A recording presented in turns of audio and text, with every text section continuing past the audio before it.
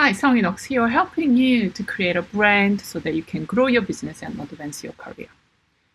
Now, for the past a couple of videos, I've been talking about pricing.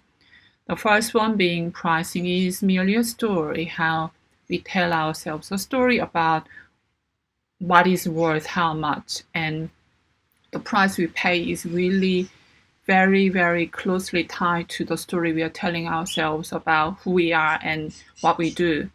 The second part was really about matching your price with your brand and empathizing with the people you seek to serve. I used the example of a fundraiser seeking donation from philanthropist. That's a difficult word, isn't it?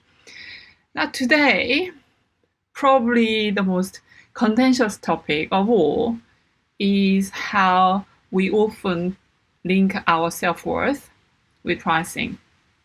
So ultimately, what it comes down to is how comfortable you are with the price you want to charge. And you can only do so when you feel whatever the amount, you can only charge and get paid when you feel okay about it, right? So that's such a touchy topic. And I have experienced it myself when I was increasing my rate from, say, at the very beginning when I was photographing people and just about everything that I was asked to do, I did it when I first began shooting full time. That at the time the rate was anywhere between $80 to $150. Now it's a lot more than that. So going from there to where I am now, nearly $500 to go out and spend an hour with somebody on location, I had to grow into that. It didn't just happen automatically. So what does it mean then? It's really understanding not so much your self-worth, but the value you get to create with your work.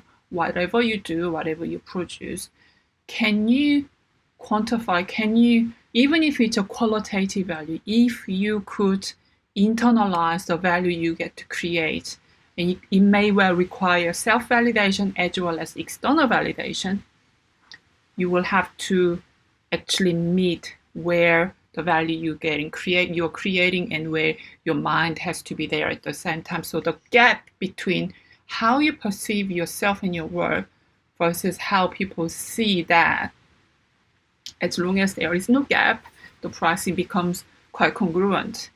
That's really the magical place to be. But then going from there, moving forward, also we are told to stretch a little bit, plus 10%. So when I was looking at my own brand and pricing my own work, the biggest part was, okay, however you want to charge Songy, you have to add extra 10%.